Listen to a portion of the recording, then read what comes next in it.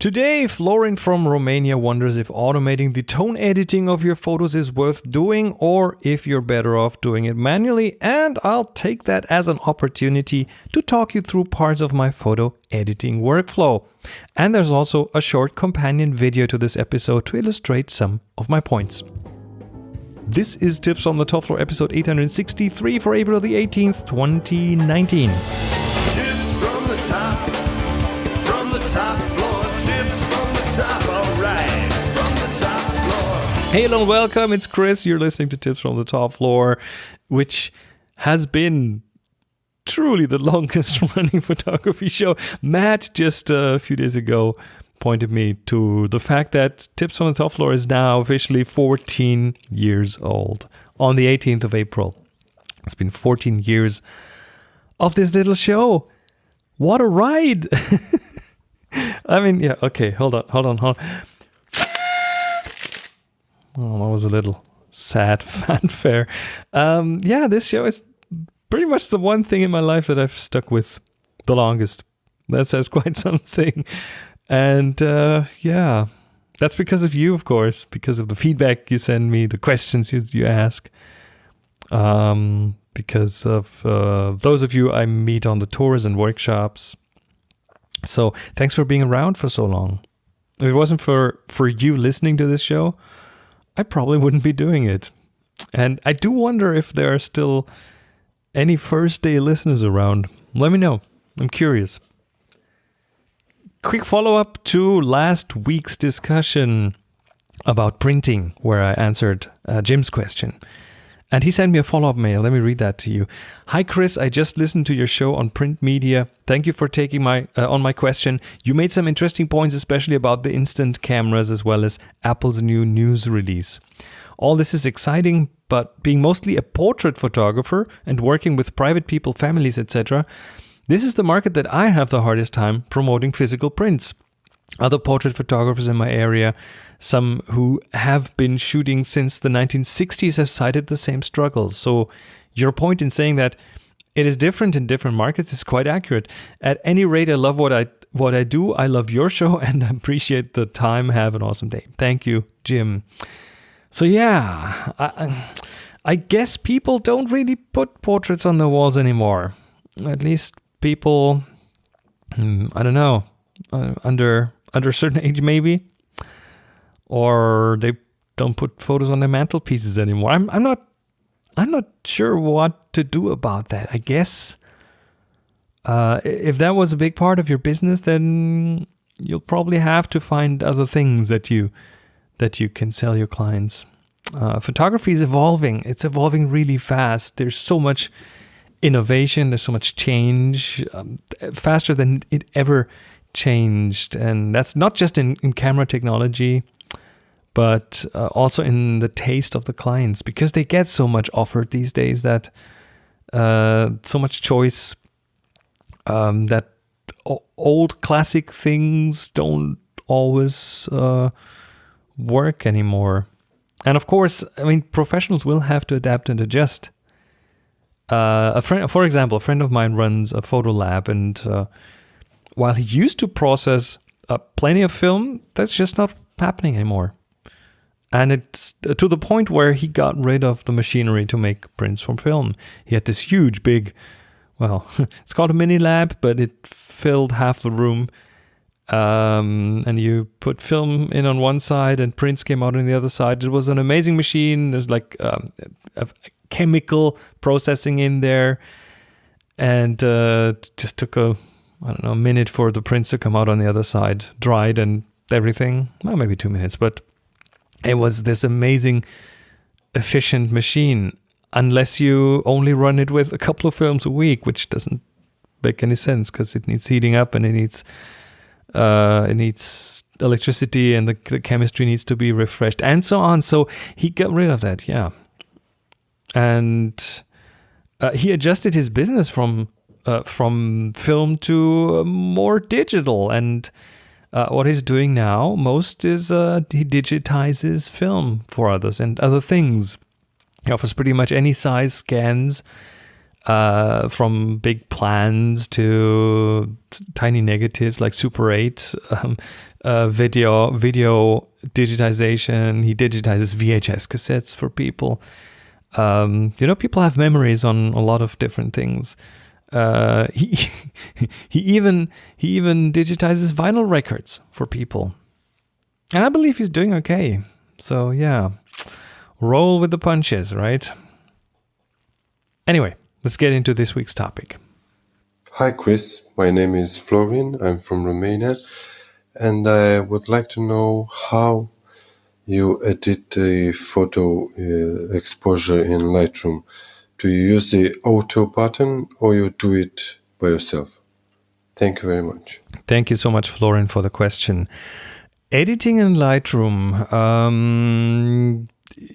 Let's expand this to other platforms as well, because it's pretty much true for most photo editing suites. There are several ways to do that, to change the exposure, but more than that.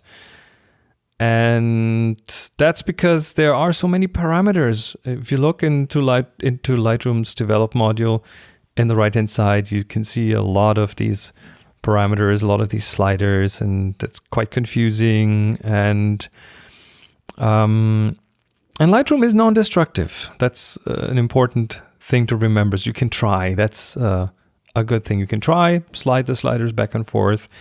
And the order in which you do them doesn't really matter. So that's one of the reasons I kind of like the modern way of working on photos. There's other things in there. If you go into the develop module, and I'm talking Lightroom Classic, by the way, CC Classic. There's a color balance and contrast. But then if you look at the basic panel, that's the main panel that we're talking about at this point. The basic panel in the develop module.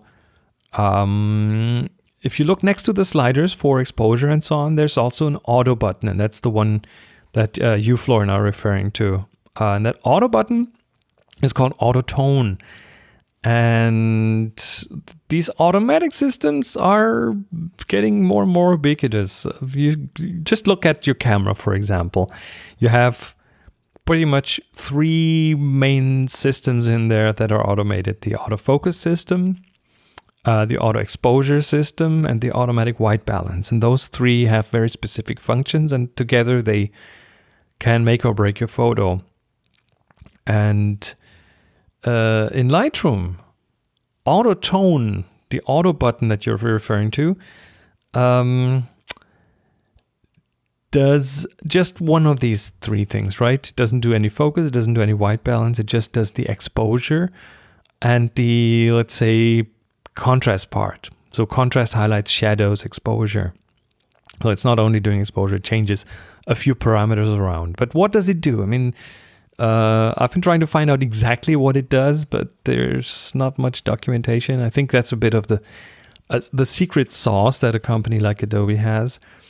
But I'm pretty sure what it does is it determines latitude. It looks how bright, how dark the photo is, and then it tries to make sure that that it looks pleasing. Now, how it does that?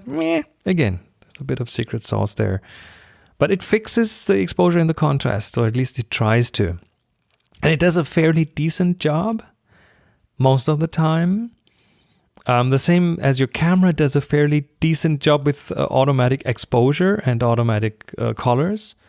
Again, most of the time, because automatic settings are always a bit problematic, right? There's plenty of situations where your camera will be fooled or Lightroom will be fooled by something in the photo and might not do a good job. Now, you can, by the way, also set Lightroom to do automatic white balance for you.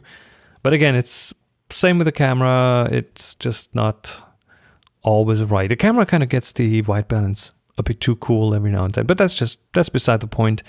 Back to the auto tone button. In general, 90% of the time it makes things look better. But it tends to make things a bit too bright for my taste. That's just my personal taste. And it does that, I guess, because it kind of It looks cooler, it looks nicer for most people's eyes, but then you tend to lose some detail in the highlights sometimes. And if that's what my photo needs, then overexposure is totally fine. But often when I use autotone, it just goes overboard a bit. So again, automatic exposure, no matter if in camera or if in Lightroom, doesn't always work. And there are plenty of cases where it won't get it right. And those are, those are easy to see if you've done this for a long time. And it might be a bit hard to spot initially, but I think with practice you will get better. But again, if you're totally lost, autotone will at least give you a good starting point for your edit. So I do use autotone. Often, not always, but with some like difficult shots, I will hit the autotone button and just see what Lightroom does, and then I might just undo it and go back to manually setting up the exposure and contrast. But every now and then it does an amazingly good job, and then I keep it, or I use it as a basis for further editing, and I think that might be a good thing. Use it as a starting point. So I want to take this opportunity and just talk a bit about workflow. The workflow that I use when I don't do autotone. But again, it's not a really recipe that works all the time, but there are just a few general things that I do in Lightroom. And again, this will transfer to any other image editing software, because the things are labeled pretty much the same. Now, what I want to do here is, first of all, this is based on Lightroom CC Classic. It's the 8.2 release, the one that's current at the time of this recording. And I want to go down the right-hand side of the develop module, the sidebar, the right sidebar, all the panels that are there by default. And just say a few words about each of those panels. The top one being, the basic panel. First, what you'll see is the profile, and that used to be all the way to the bottom, and it's now on the top, and it sets up pretty much the basic color interpretation. Let me try to explain that. There's an image file, and the image file, the raw file or a TIFF file or whatever you're using there. If you look inside that, if you would open that with something that's not a photo editor, you'd see numbers, a number for each pixel, right? And that number gives Lightroom the color and the brightness of this pixel. But what it shows you, what Lightroom shows to you, what it looks like to your eye, depends on the reference system that Lightroom works in. Just an example, if you drive 50 in a city center with your car, that is perfectly okay, as long as you're in Germany, because we do kilometers an hour here. But if you drive 50 in the center of London, that's probably a problem, because that's 50 miles an hour over there. And with an image profile, it's similar, right? It tells Lightroom how to interpret those numbers in the image files. And as a result, you'll see different colors and contrast if you change the profile. And the default is the Adobe Color profile, and that's been around for a few versions of Lightroom, I think. And it's a pretty good all-purpose profile. It's okay. I use it most of the time. I typically leave it at that. Sometimes if I want to use one of my camera profiles, like the neutral or the landscape or the portrait profile that my Canon DSLRs use, that's where I would select that. But most of the time I don't. I'll continue going down the panels right after these words, but first let me say a quick thank you to this week's sponsor, Honeybook. If you run a creative business, you know how to make your clients look good, right? But if you're struggling with tedious administrative tasks, let Honeybook do the work and make you look good. Honeybook is an online business management tool that lets you control your client communication, your bookings, your contracts, your invoices, all in one place. If you're a creative freelancer or a small business owner such as me, Honeybook helps you stay organized with custom templates and automation tools. You can even use Honeybook to consolidate services you already use, like QuickBooks, Google Suite, and MailChimp. Over 75,000 photographers, designers, event professionals, and other entrepreneurs have saved hundreds to thousands of hours a year. It's your business, just better with HoneyBook. And right now, HoneyBook is offering you 50% off the first year with promo code TOPFLOOR. Payment is flexible, and this promotion applies whether you pay monthly or annually. Go to honeybook.com and use promo code TOPFLOOR for 50% off your first year. Get paid faster and work smarter with honeybook.com. Promo code TOPFLOOR. And I thank them for the support. All right, on with the panels. Let's look at color balance. I use this often. This is to fix the white balance that the camera thought was right. The camera often gets it too cold, so the camera, the colors are often more towards the blue than I'd like them to, and that's the color balance slider. And then there's the tone section, exposure. Let's look at the exposure. The exposure slider in Lightroom for me often goes together with the actual exposure of the photo. So I try to anticipate the edit when I shoot the photo. And in terms of the exposure, I'll try to expose to not overexpose the lights, the bright parts of the picture, the sky, the clouds, and so on. Because in digital, overexposure is very hard to fix. Underexposure is easier to bump in post, to bring up in post, especially with newer sensors of the last 2 to 4 years. The exposure is just easier to fix in the shadows. And in Lightroom, I'll look at the histogram, I'll check the highlights, and I will often just slide the exposure, fix it a bit to get the highlights where I want them to be. Again, I try to get them right, but in camera, but sometimes they're just a bit off. And then I'll often go to the shadows slider and bring up the shadows to where I want them. Next is the contrast slider. Contrast, once you fix those first initial few things with the exposure, then the contrast, slide it to the right and the left, and you will see that it goes crisper when you slide it to the right.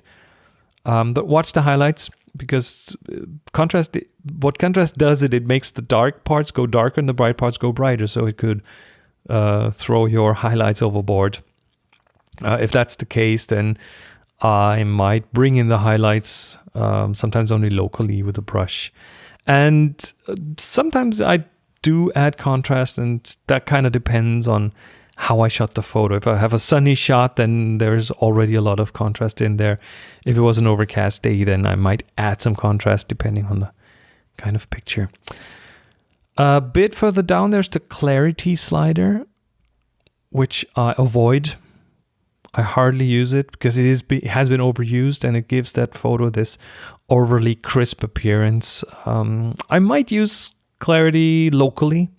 I might paint it in with a brush just in parts of the picture. Dehaze, I occasionally use it. It depends again on the shot. Not necessarily to do what it says on the box or on the slider. Dehaze has been made to fix hazy shots and get them more crisp, but it also does some contrast changes that some pictures can benefit from. So sometimes if I think, if I want to increase contrast, I try dehaze instead of the contrast slider.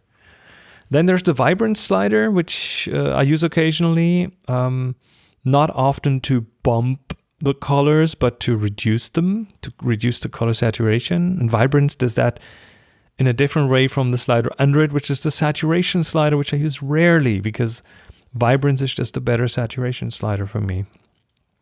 And that's often all I do. Bit of exposure, bit of shadows, maybe a tad of contrast, and that's often it. So that's the basic panel. That's the one that the auto tone button operates within. The tone curve panel is, if you're familiar with Photoshop's curves tool, then by all means use it. Otherwise, don't bother. The basic panel covers this mostly, so I don't think people need to learn the tone curve anymore. Could be helpful depending on if you do a lot of Photoshop and you want use the curves tool, which is very powerful, then that might be worth looking into. But other than that, yeah, I rarely use it anymore. Next panel is the HSL panel, the hue, saturation, luminance panel, where you get to fix some colors, like ranges of colors. You could fix the blue tones, make them a bit more green, or change the luminance of the reds in the picture. Don't use this too much, but sometimes I do. This is highly dependent on the shot. Split toning, I find that one interesting because it kind of simulates the old days in the darkroom. It simulates enlarging a picture on paper because it lets you split the tones. It lets you change the highlights and the shadows separately from each other. So you could, for example, get the lights in the picture warmer and the shadows a bit cooler and emphasize something that way, or you could just work just against what people are used to and make a picture strangely interesting that way. Split toning is an interesting one, and sometimes I might just give the highlights a bit more warmth. Doing that can help in certain cases. Let's say you do a sunset and you just want to make the sun that little bit warmer. That might be one of the tools to use for that. The detail panel, this is where noise reduction lives. And when you bring up the shadows, especially with older or smaller sensors, that can introduce noise in the shadows, and noise reduction, that would be the tool to work on that with. Lens corrections, mostly what I use there is removing the chromatic aberrations when needed. That's the color fringing at the side of very harsh contrasts. You could, for example, see this with some lenses in the corners when you shoot a tree against the sky. And then, yeah, you get these blue and pink fringes on the edges. And the chromatic aberration correction takes those out pretty effectively. I rarely use profile corrections. I mean, lenses have their character in the way they are more or less corrected and the way they distort and do things to the photo or add some vignetting, some natural vignetting. I often want that. I want that character to be in the photo. I might even choose a lens for its specific character. And correcting that would be counterproductive to me. And of course, sometimes using the profile correction helps, especially with architecture shots, with like to have a very wide angle lens that has a lot of weird distortions. The profile correction might be able to fix that. But that's a special case, so 90% of the time I won't profile correct. Also takes computational time, makes things a bit slower, so I want my editing to be fast. The transform panel. I use this often because I do love straight photos, especially when architecture is involved. Straight lines, especially straight vertical lines, make a very tidy photo. And I try to get this right in camera if I can. This is one of the reasons I love my tilt shift lenses, because the shift part of it can help you just get this right in camera. But if I can't get it in camera due to the camera or the lens I use, or if I use a tilt shift but I don't quite get it right, this has happened too. The function guided upright is the function that has saved my butt so many times. And what you do is you draw these lines along the lines in your photo, and if you have two vertical lines that you put the guides in for, it snaps to straight, and you can do this with the horizontal lines too. So if you want to take a picture of something or show a picture of something that is straight on, very, very straight on, a doorway, a window, something like that, but you didn't quite get it 100%, this is how you can fix that. And yeah, I like the guided upright very much. And then there's an effects panel, and that has things in it like post-crop vignetting and grain, and that panel that actually doesn't exist for me. I never use it.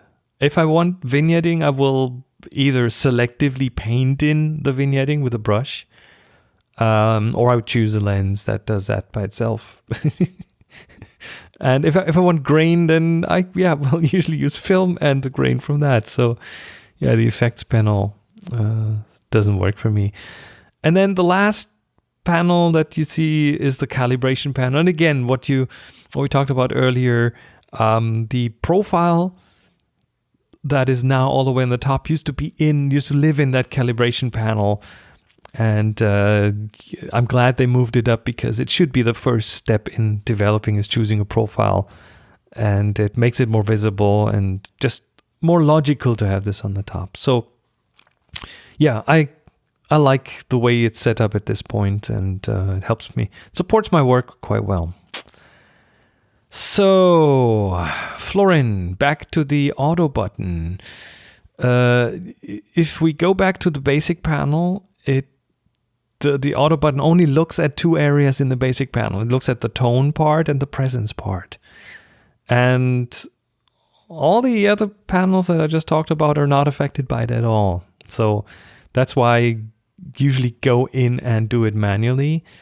But if you want only the contrast and the exposure, and if you want to give this an initial kind of guess, or have Lightroom have a guess, then the auto button does a decent job in exposure and contrast, at least to an initial spot that you can then use as a starting point for your own edit.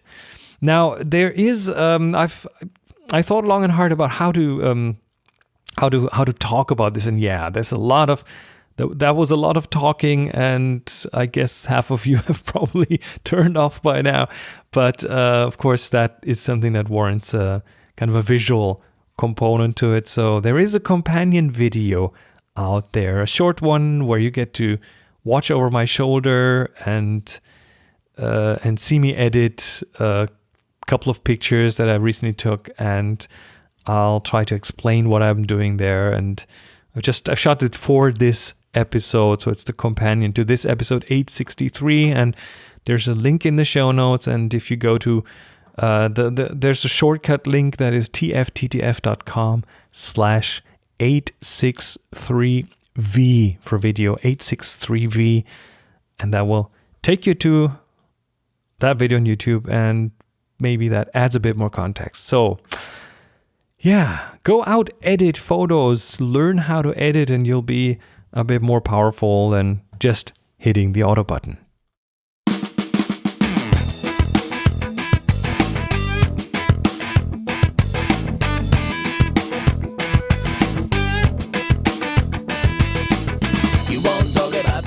And that was it for this week in Tips on the Top Floor. You know, this is one of those episodes where I talked a lot and talked, and I'm never sure with these kind of episodes if they work, if they don't work. So I'd love if you could let me know if that's some kind of content that you can deal with, or if you get bored by it. Let me know.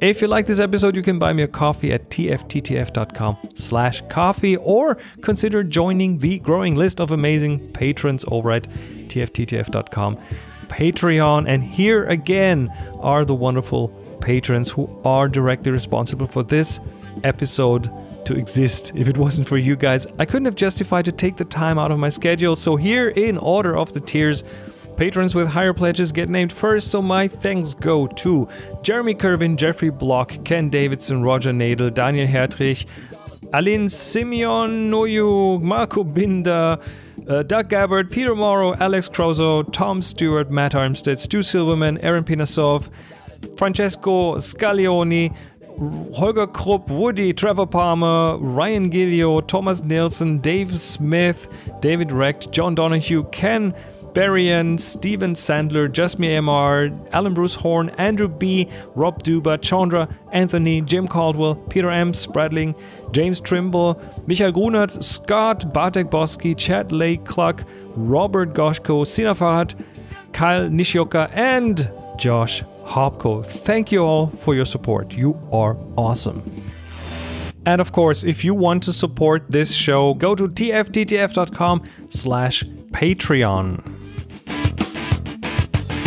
Music for the show by Jeff Smith, sound partner Hans Peter Cargwood Publishing, and Slack challenges by Release Pixie Matt, Revster Armstead, Slack invitations by Chief Invitation Officer CIO Rusty Russ, and the link to get on the Slack is, of course, in the show notes.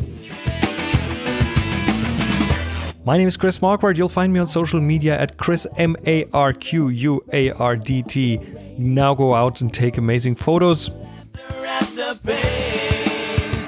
Share them with the world. Be nice to each other. And happy shooting.